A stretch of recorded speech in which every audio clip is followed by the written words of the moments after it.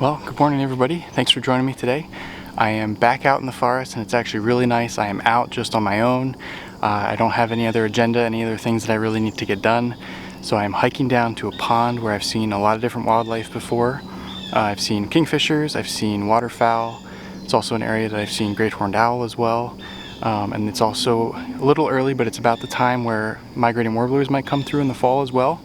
So I'm gonna head down there, set up, and see what we can get. But first, I wanted to do a little review of a product I was given by Hohem. It's the Hohem iSteady MT2 Gimbal. I'm actually using it right now on my R6. It is an awesome product. I've been using it for about a month now, and I've really enjoyed it. It's really upped my game in videography. Sorry, there's mosquitoes all over the place here. So I'm just gonna set myself up first, talk a little bit about this gimbal, and then we're gonna go down and do some photography down by the pond.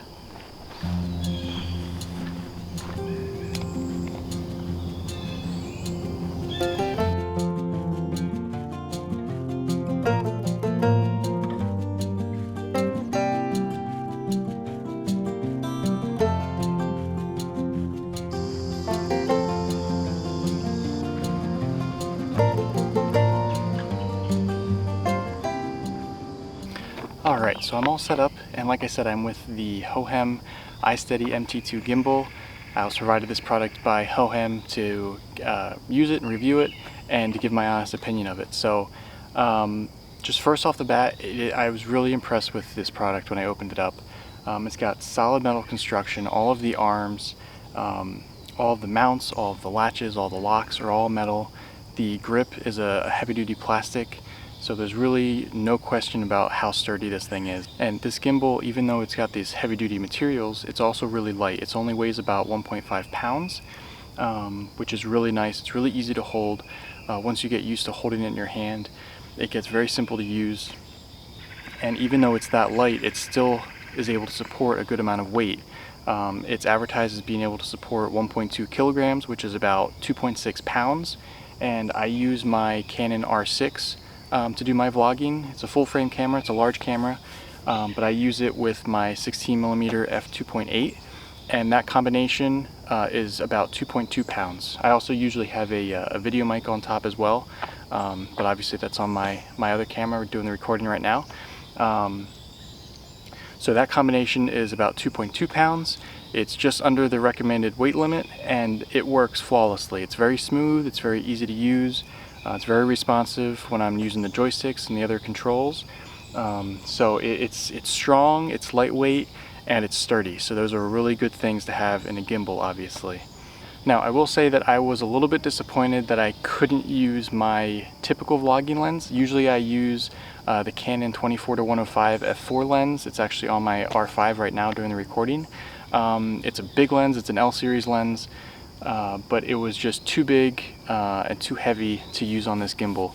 But I ended up using the 16mm f2.8. It's a very small, very short lens, very lightweight, and I've actually had really good results with it in using the vlogging. It doesn't have stabilization in the lens, but when I use the gimbal, it smooths everything out, and I'm actually able to use the lens and get really nice, smooth video, even with a lens that doesn't have stabilization in it. So I will say that that has not really been a problem with using the gimbal. I've kind of adapted to using this lens. It also is able to support my 50mm f1.8 lens. It's the same kind of small pancake lens, and it's able to support that weight as well. So those are two lenses that I currently have that I'm able to use with this gimbal. One thing I'm really happy about with using this is it's really allowed me to get footage of things that I wasn't really able to do before. A lot of times, a lot of my projects are me hiking through the woods, going over uneven terrain, bumpy terrain, and if I tried to get that video of me walking with my R6 on just like a tripod holding it, it wasn't smooth, it wasn't very good, it wasn't very usable video. But now I'm able to mount my R6 on this gimbal. It smooths everything out. I'm actually able to hold it in my hand, walk and talk at the same time, get smooth, usable video, and it's really proven really useful in some projects that I've been working on. I've been actually doing projects with clients to record trails on different properties of land trusts nearby. So what I do is I create basically a virtual hike for these properties, and I'm able to use this gimbal to be able to walk along these trails, get really smooth video of the hike through the forest, and it really creates a really nice effect. So I'm really happy about that. It's really kind of a game changer for my work, and it's really opened up some doors to do a lot of different other things. And on top of that, another thing that's also really awesome is the fact that I can use this little thing here, this white thing here. It's an AI tracker. So all you need to do is do a gesture in front of it, and it'll actually make the gimbal follow my face wherever I go. So I'm a one-man show. I'm out in the woods by myself. So usually when I want to make sure that I actually am in the frame of the camera, I need to hold it and position the camera every time I move. But now with this on, I'm able to make a gesture in front of it, and the gimbal actually follows me everywhere I go, which means that I can be walking along a trail, I can be walking through the forest, and this thing will actually track me and follow me. So it is a huge step above what I was able to do before, and it's really awesome and really useful.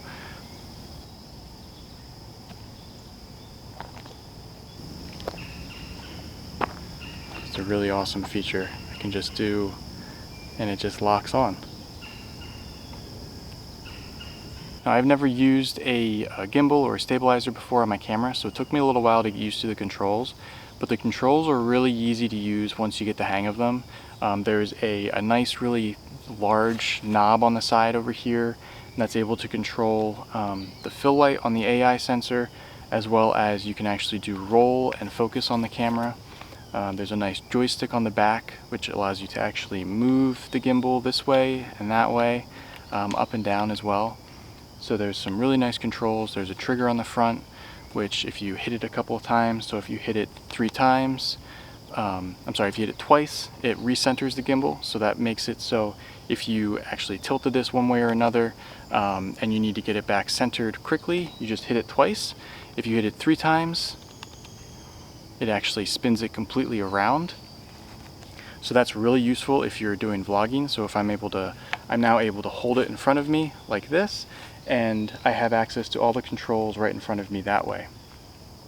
And then if you just do it 3 more times, it spins it all the way back, facing forward again, just at a couple presses of a button. Now these controls also allow you to do a time lapse as well. I haven't done that yet, I haven't gotten into that, but there's some buttons on the side that allow you to do a time lapse feature as well. So there's a lot of possibilities, a lot of potential to use this gimbal. You're also able to switch the mount around, so it can actually go, the camera instead of being landscape can be portrait, so you can do vlogging for if you're just doing it right on Instagram or social media, you can do it that way and have the aspect ratio that way. It also does a Bluetooth connection, so you can connect the gimbal right to your camera through Bluetooth. I use the included cable right now. I just find that it's easier just to have a cable. I don't need to worry about connecting things to Bluetooth, especially when I have a Bluetooth remote for some of my recordings as well. It gets a little confusing when there's multiple Bluetooth connections, so I just use the cable.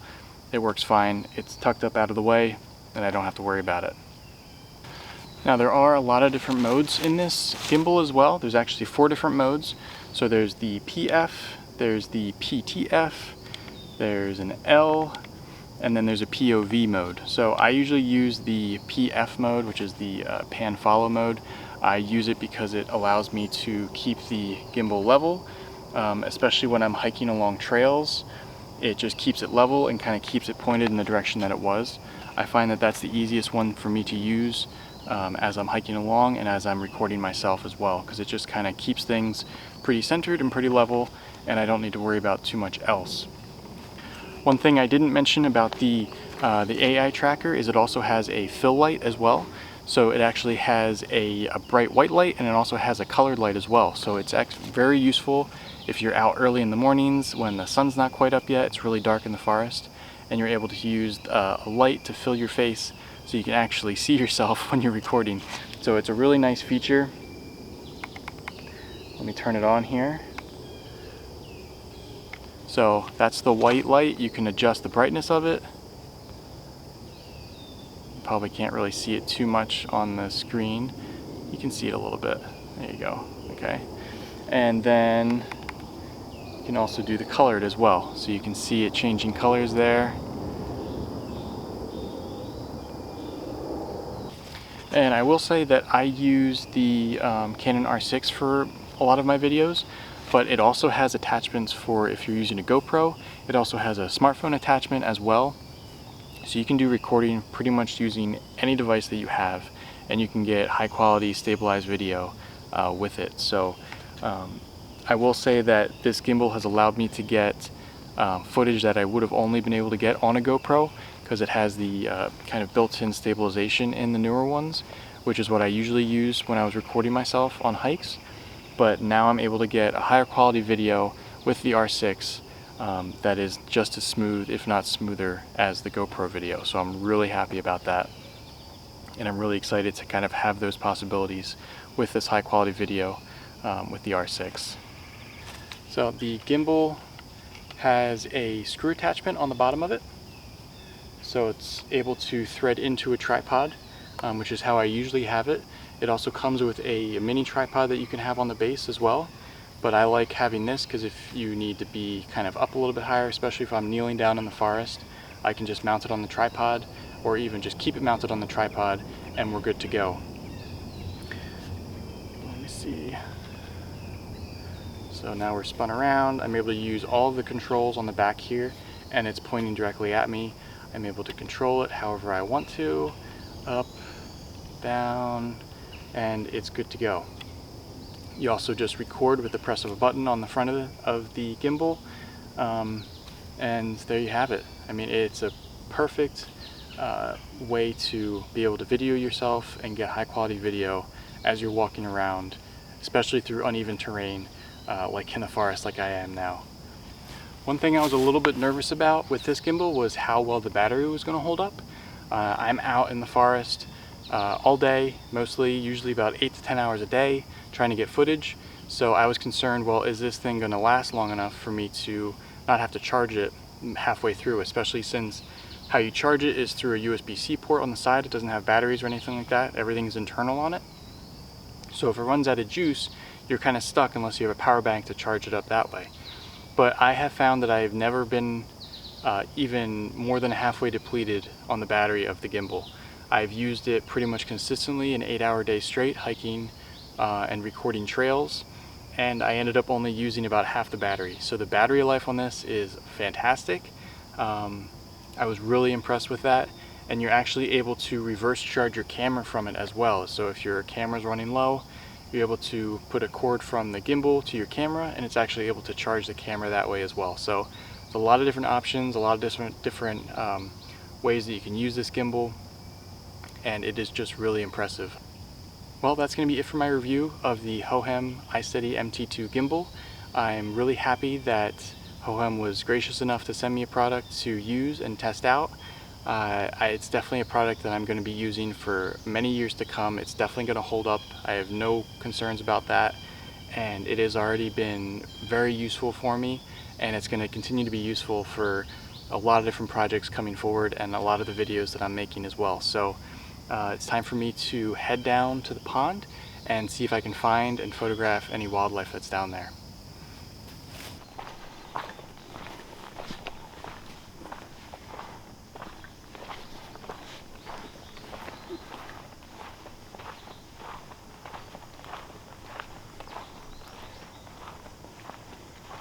Alright, so there seems to be a pretty decent amount of birds out this morning, so that's a good sign.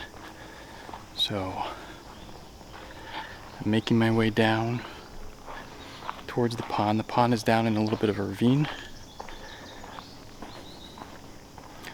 so I just need to make my way down that way.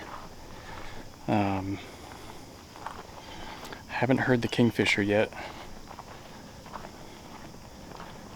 but it may come a little bit later as well. I also haven't been here since early spring, so the pond may also be covered with lily pads, so there might not be that much of a spot for the kingfisher to fish as well. So we're just gonna have to wait until we get down there.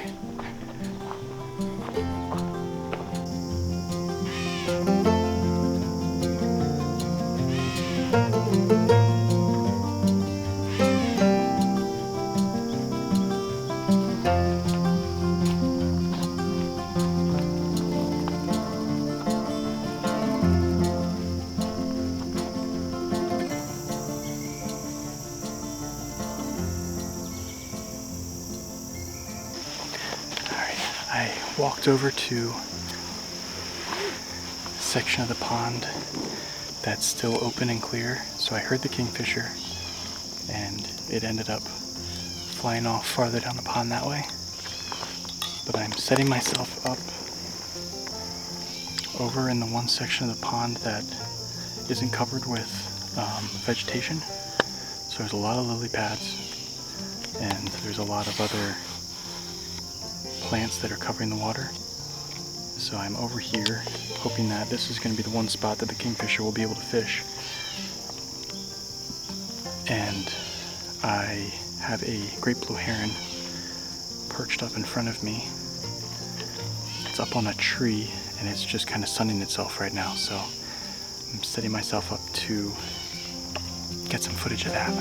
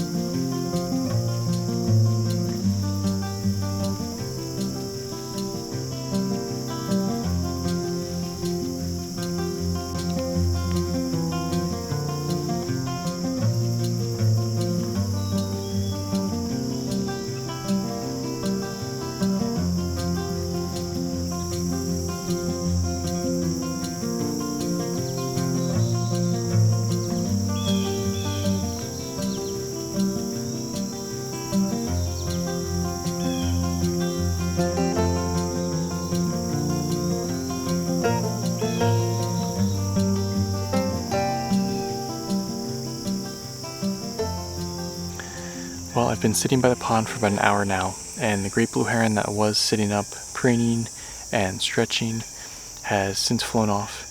I did find a few phoebes and another flycatcher that have been flying and perching, catching insects and preening on these different sticks that are in the pond.